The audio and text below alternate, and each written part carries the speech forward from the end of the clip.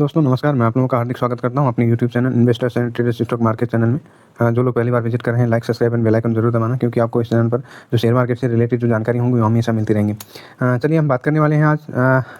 आपको पता ही होगा मैं किस पे बात करने वाला हूँ, बट मैं बताऊँगा नहीं तो आपको कैसे पता चलेगा। देखिए, आज हम बात करने वाले CPSE ETF के बारे में। CPSE, ठीक है। आप किसी भी ब्रोकरेज में जाएंगे या फिर NSE की वेबसाइट पे जाएंगे, वहाँ पे आप CPSE ETF करके डालेंगे या CPSE डालेंगे तो आपको ये सिंबल आपको यहाँ पे देखने को मिल जाएगा। ये जैसे आता है, इस पर क्लिक करना आप, तो यहाँ पे आपको इसकी जानकारी देखने को मिल जाएगी। भले अपने ब्रोकरेज किसी भी ब्रोकरेज में हो, वहाँ पे आप जा चले जाना। देखिए, हम इस पे हर वीडियो में हम बात करते हैं इसका जो मार्केट कैप है उसका, मतलब कि लो कब बनाया था, हाई कब बनाया था, मार्केट कैप कितना है, कितनी परसेंटेज जब डिलीवरी उठाई गई, उसके बाद ट्रेड वैल्यू कितना हुआ। ये सारी चीज़ें हम इसलिए जानकारी आपको मतलब कि देते हैं, बताते हैं कि आपको पता होना चाहिए कि भाई ये कहाँ से निकाला जाता है और कितना। इससे आपको ये आइडिया हो जाएगा कि 14 से लेकर 24 तक 12 साल, 226 मतलब कि 16 साल हो गए, ठीक है। और ये भी पता होना चाहिए आपको कि 83 से लेके लो बनाया था, उसके बाद अभी 103 पे चल रहा है। उसके बाद ये भी पता होना चाहिए कि इसने हाई कब बनाया था, 106 का हाई बनाया था इसने, और अभी कितने पे चल रहा है, इसी पे चल रहा है, ठीक है। उसके बाद डिलीवरी परसेंटेज कितना उठाया गया है। आज का जो डिलीवरी परसेंटेज उठाया गया है 46.34% की उठाई गई है, ठीक है। जिसका मार्केट कैप है 21,392 करोड़ 43 लाख का है, 21,392.48 करोड़ का है, ठीक है। इतने करोड़ का है। मार्केट का भी कैप काफ़ी बड़ा है और ये निपॉन का है। निपॉन का वैसे ही लोग ज़्यादा ट्रस्टेड होते हैं इसमें, और काफ़ी पुराना EMC है निपॉन, और आज तक इसके साथ कोई ऐसा, इसने किसी के साथ मेरे हिसाब से धोखाधड़ी नहीं हुई है इसमें, तो इसलिए भी लोगों को भरोसा इस पर है। और आज जो ट्रेड हुआ है इसमें 17.57 करोड़ का हुआ है, मतलब कि 17,57 लाख का हुआ है इसमें, ठीक है। और मैं इस पर काफ़ी दिन से देख रहा हूँ कि ये तो ना गिर रहा है ना जो है उठ रहा है, भग रहा है। भगने को तो ये भगा भी है। ये हम इसके हिस्टोरिकल डाटा पे आ गए।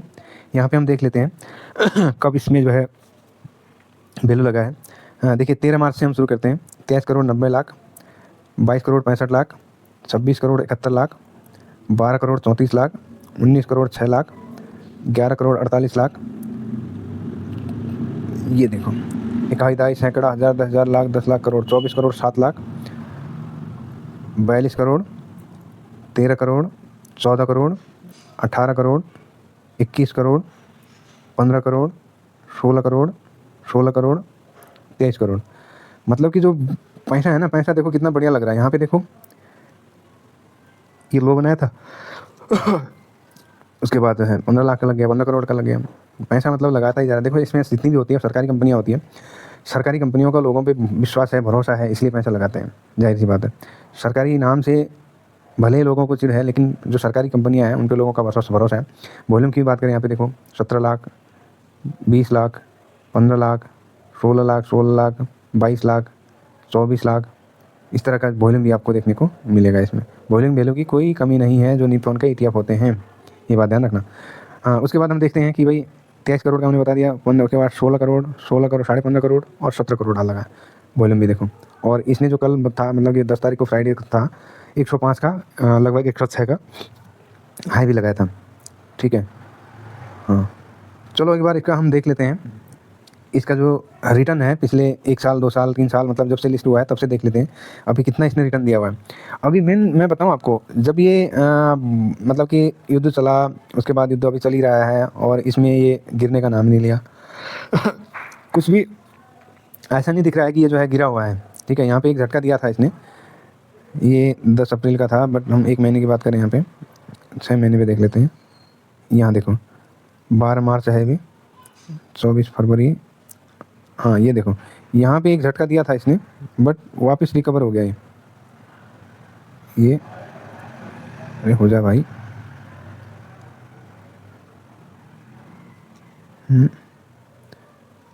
हम लंबा देख लेते हैं।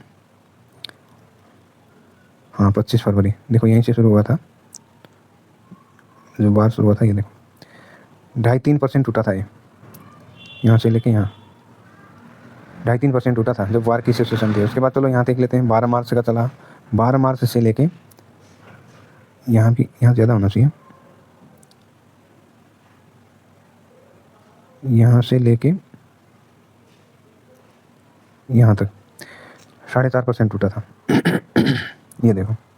बट ये रिटर्न कितना दिया, एक दिन से देखते हैं भाई।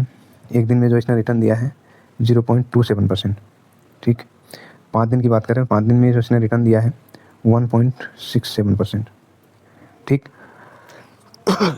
उसके बाद हम 1 महीने की बात करते हैं। 1 महीने में जो इसने रिटर्न दिया है 0.92%। ठीक है, उसके बाद हम 6 महीने की बात करते हैं। 6 महीने में जो इसने रिटर्न दिया है 11.24%।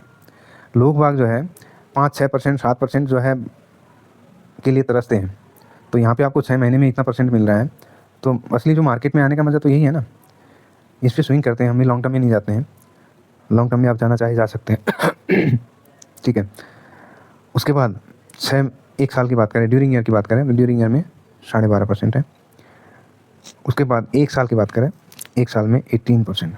अब बताइए, जो कि अभी मार्केट मतलब कि कुछ ऊपर नीचे चल रहा है।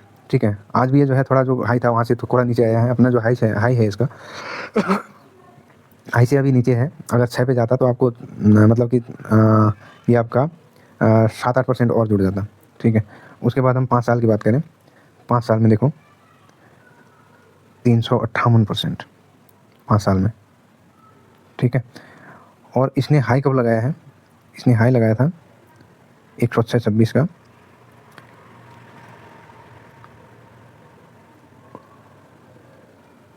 एक 104, 105, 106, हाँ यही था। ठीक है, यहाँ से लेके 102, 103, चलो यहीं से देख लेते हैं 102 से लेके अब तक। ये तो यहाँ पे दे चुका है। मैक्सिमम की बात करें यहाँ पे, ये होगा यहाँ पे जो इसने हाई लगाया था। ठीक है, यहाँ रुक जा भाई, 101 का दिखा रहा है, 103 का दिखा रहा है, बट ये था तो वहाँ से अभी डाउन है। अगर हम टोटल बात करें, जब से लिस्ट हुआ है 2014 में लिस्ट हुआ है। ठीक है, 14 से लेके अभी कितना चल रहा है आपका 26, यानी कि 14-10-24 और 2-26 अप्रैल चला है एकदम। आज जो है 16 साल इसको कंप्लीट हो गए हैं। ठीक है, 16 साल में जो इसने रिटर्न दिया है वो रिटर्न आप देखना चाहोगे? 434% का। अब बताइए, 434.83 डिवाइडेड बाई 16, इतना रिटर्न है। अब देख लो कितने का रिटर्न पड़ा, आप ही कैलकुलेट कर लेना। ठीक है, मैं कैलकुलेट नहीं करूँगा। और दूसरी बात कि इसमें हम स्टॉक देख लेते हैं, स्टॉक कितने हैं। स्टॉक इसमें जो सरकारी कंपनियाँ होती हैं, जितनी भी सारी सरकारी कंपनियाँ वो इसके अंदर होती हैं, इसका जो एक्सपेंस रेशियो है देखो कितना कम है। आप सिंगल स्टॉक या स्टॉक खरीदना चाहते हैं तो उसमें आपको बहुत ज़्यादा मिलेगा, मतलब कि कॉस्ट मिलेगा। बट जो इसमें बाइंग सेल का है, जो ETFs होते हैं उनमें जो कॉस्ट होती है बाइंग सेल की वो बहुत कम होती है। देखो म्यूचुअल फंड में एक चीज़ है कि उसमें चार्ज जो है बहुत सारा लिया जाता है। आपको एग्जिट लोड लिया जाएगा, उसके बाद आप 1 साल से पहले निकालेंगे तो उस पर जो है आपका शॉर्ट टर्म का टैक्स लगेगा। शॉर्ट टर्म का तो इसमें भी लगता है, बट आपका रियल टाइम आपको ये ट्रेड होता है, रियल टाइम खरीद बेच सकते हैं, बट म्यूचुअल फंड में ऐसा नहीं होता है। ठीक है, उसके बाद हम देख लेते हैं इसमें SIP भी कर सकते हैं। SIP का मतलब कि ऐसा नहीं कि भाई जो हम म्यूचुअल फंड में करते हैं एक डेट फिक्स कर दी, वहाँ से उस डेट को पैसा करता जाएगा, आपके इसमें इन्वेस्टमेंट होता जाएगा, वो ऐसा नहीं करना है। जैसे आपको मार्केट नीचे मिलेगा या एक अपना जो एवरेज रेंज रखनी है, उस रेंज में मुझे खरीदना है। जैसे उस रेंज में पहुँचता है तो आपको थोड़ा थोड़ा करके SIP कर सकते हैं। ठीक है, बट मैं इस पर SIP नहीं करता हूँ, मैं इस पर स्विंग करता हूँ। इसमें देखो इतने सेक्टर हैं, 1 2 3 4 5, मतलब कि 5 का मतलब है कि इसमें 7-8 सेक्टर होते हैं, इसमें 2-3 सेक्टर हैं। ठीक है, तो इसमें टोटल स्टॉक कितने होते हैं एक बार गिना देता हूँ, 1 2 3 4 5 6 7 8 9 10, 10 से 11, 2 3 4 5 6 7 8 9 10 11, ये सरकारी कंपनियाँ हैं सारी। आप यहाँ पे होल्डिंग की बात करें तो सबसे बड़ी होल्डिंग है इसकी NTPC की, नेशनल थर्मल पावर कॉर्पोरेशन बोलते हैं इसको, NTPC की है 19.79%, और ये आज लगभग आपको 1.60% भगा है। और अगला है भारत इलेक्ट्रॉनिक्स, 119 मतलब कि 19.38% का है, और ये आज लगभग 0.2% भागा, मतलब कि माइनस हुआ है। और अगला है पावर ग्रिड कॉर्पोरेशन का, ये 19% है, और ये आज जो है लगभग 1% डाउन गया। ETF में आपको देखो यही इंडेक्स में इसको आपको यही बेनिफिट मिलता है। अगर ये मतलब ये जो गिर भी रहे हैं तो इसमें और तो उठ रहे हैं ना, इनका बेनिफिट तो आपको मिलेगा। सारे एक साथ नहीं गिरे, सारे एक साथ नहीं उठे, कोई उठ रहा है कोई गिर रहा है, सबका बेनिफिट आपको मिल रहा है। अगर आपके पास यही स्टॉक यही शेयर होता कोचिन शिपयार्ड का, तो आपका जो है आज 2% माइनस होता। यहाँ पे देख सकते हैं आप 2% माइनस होता, -2%। बट ये प्लस में है, ये प्लस में है, ये प्लस में है, ये प्लस में है। ठीक है, उसके बाद ये प्लस में है, जाहिर सी बात है आपका पोर्टफोलियो प्लस में होगा, क्योंकि इसमें जो ज़्यादा है वो तो प्लस में है। माइनस की बात करें 1 2 3 4 5 कंपनियाँ हैं।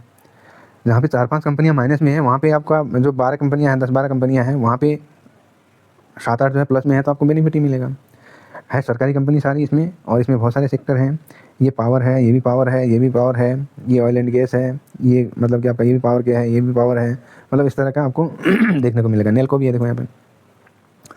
तो आपको इंडेक्स में रहने का बेनिफिट यही है, जहाँ पे आप सिंगल स्टॉक खरीद के एक धुरंधर बन जाएंगे ना, वो आपको काफ़ी नुकसान भी दे सकता है, ये भी ध्यान रखना। देखो इंडेक्स में खरीदना ना खरीदना वो आपकी मर्ज़ी है, बेचना ना बेचना वो आपकी मर्ज़ी है। आप अपने क्या बोलते हैं उसको, मर्ज़ी के मालिक हैं। बट हमारा एक बताना है कि मतलब कि भाई एक लोगों को तक एक जानकारी देना है कि ऐसा करोगे तो आपको ये देखो बेनिफिट होगा अच्छा खासा। देखो सिंगल स्टॉक का कोई भरोसा नहीं होता। आपको आपने देखा भी होगा, आपका एक रिलायंस कम्युनिकेशन हुआ करता था, वो आजकल पेनी स्टॉक बन के घूम रहा है। और आपका वोडाफोन का जो था वो भी देखिए, वोडाफोन आइडिया। और आपका इतना लंबा मत जाइए ना, आप येस बैंक ही देखिए, येस बैंक का भी ऐसे ही चल रहा है। तो जहाँ पे आप सिंगल पे जाएंगे तो सिंगल पे आपके ये जो रिस्क हैं वो आएंगे। जहाँ पे आप इंडेक्स में जाएंगे, ETFs में जाएंगे, वहाँ पे ये बेनिफिट होगा। अगर इसका सबसे ज़्यादा वेटेज है, इसका वेटेज सबसे ज़्यादा है, अगर यही परफॉर्म करके नहीं दे रहा है तो इसको बोलेंगे भैया ये तेरा रास्ता बाहर का है, बाहर चला जा, और इसकी जगह दूसरा लेके रख देंगे। यही खूबसूरती है ETF की। जो इंडेक्स होता है, आपको इसमें कुछ करने की ज़रूरत नहीं है, कुछ देखने की ज़रूरत नहीं है, ना फंडामेंटल देखने की ज़रूरत है, ना टेक्निकल देखने की ज़रूरत है, ना आपको फाइनेंशियल बैलेंस शीट वगैरह इनकी कंपनी के बारे में कुछ जानने की ज़रूरत है, कुछ भी नहीं है। आपको ये सारा कुछ बना बुनू के इंडेक्स आपको दे देता है, भाई ये हमने बना दिया है, ये आप इसमें इन्वेस्टमेंट कर सकते हैं। ये सबसे कम रिस्की होता है। कम रिस्की इसलिए होता है कि इसमें एक स्टॉक नहीं होता है, इसमें बहुत सारे स्टॉक होते हैं। इसमें आपको कुछ मैनेज करने की ज़रूरत नहीं है, फंड मैनेजर ही मैनेज करता है। और दूसरी बात, इसमें यदि कुछ ऐसा हो जाता है कि मतलब कि 8 10 या मतलब 7 8 4 5 जो कंपनियाँ के जो स्टॉक होते हैं वो परफॉर्म नहीं कर रहे होते हैं, तो एक एक करके सबको रिप्लेसमेंट किया जाता है। रिप्लेसमेंट मतलब कि उसको इंडेक्स से हटा दिया और दूसरे को इंडेक्स में एंट्री कर दी, इसी तरह का चलता है। और इसीलिए मैं इस पे जो है काफ़ी विश्वास है मेरा, मैं भरोसा करता हूँ और इसी पे मेरा इन्वेस्टमेंट होता है। तो मेरी सिर्फ ये जानकारी आप तक पहुँचाना था। अगर आपको करना ना करना वो आपकी इच्छा है। लोग बाग देखो NTPC हुए, BHL हो गया, इनके जो स्टॉक होते हैं ना सिंगल स्टॉक के लिए, ये सिंगल स्टॉक के लिए इनका लोग जो है दीवाने हैं, घूमते रहते हैं। सेजलोन हो गया, क्योंकि ये रिटर्न ही ऐसे बना के देते हैं। जहाँ पे आप एक स्टॉक पे जो है इतना भरोसा करके चल रहे हैं सरकारी कंपनी पे, वहाँ पे आपको एक की जगह 10 नहीं दे दिया जाए तो आप मतलब कि आपको घाटा होगा या फ़ायदा होगा, आप ही बताइए ज़रा। तो इसीलिए मैं देखो इंडेक्स में रहता हूँ, कोई सिंगल स्टॉक नहीं खरीदता हूँ, सिंगल स्टॉक से दूर होता हूँ, ना कोई ऑप्शन साइन करता हूँ, ना इंट्राडे करता हूँ। मैं अपना स्विंग करता हूँ। जो लॉन्ग टर्म्स वाली है लॉन्ग टर्म में जाता हूँ, जो स्विंग वाले हैं स्विंग करता हूँ। ये इसमें मैं स्विंग करता हूँ। देखो चलो मैं इसमें इसके बारे में बता देता हूँ। जो इस पर करंट मार्केट प्राइस पे आप लेंगे ना, इस पर आपको 10% नीचे जाता है तो ही दूसरा लॉट लेना है, ठीक है। ये भगता भी बहुत है, गिरता भी बहुत है, ध्यान रखना। और यहाँ पे जो प्रॉफिट की बात करें, यहाँ पे 5% पे आपको बुक कर लेना है, ठीक। 5% बुक कर लेंगे, यदि नीचे आता है तो प्रिंसिपल प्लस आपका जो प्रॉफिट है ये नीचे लगा देंगे, अगले दिन लगा देंगे। डिसिप्लिन में रहना है। यदि 5% आपने बोला तो 5% पे 1 2% वाली मार्केट को दे दो। मार्केट चल रहा है, ऊपर जा रहा है, कोई बात नहीं, लेकिन आपका डिसिप्लिन कहता है भैया मैं 5% जो मैंने टारगेट लगाया है उस पे आऊँगा, तो मैं छोड़ के चला जाऊँगा, मतलब कि प्रॉफिट करके बुक करके चला जाऊँगा। यही स्ट्रेटजी है इसमें। और वीडियो काफ़ी लंबी हो गई है। देखो मैं छोटी वीडियो बनाना चाहता हूँ, बट बात करते करते बड़ी कब बड़ी लंबी हो जाती है मुझे पता ही नहीं चलता है। और मैं कोई सिविल स्टेट नहीं हूँ, मेरा ये वीडियो बाय सेल के लिए रिकमेंडेशन भी नहीं है। यदि आप बाय सेल करना भी चाहे तो अपने फाइनेंशियल एडवाइजर से एडवाइस जरूर लें। और यदि वीडियो आपको पसंद आती है, वीडियो को लाइक और चैनल को सब्सक्राइब जरूर करना। आपका एक लाइक और एक सब्सक्राइब हमारे लिए काफ़ी मोटिवेशन का काम करता है। और वीडियो काफ़ी लंबी हो गई, मिलते हैं अगली वीडियो में। जब तक के लिए अपना ख्याल रखिए, स्वस्थ रहिए, मस्त रहिए। नमस्ते, थैंक यू सो मच।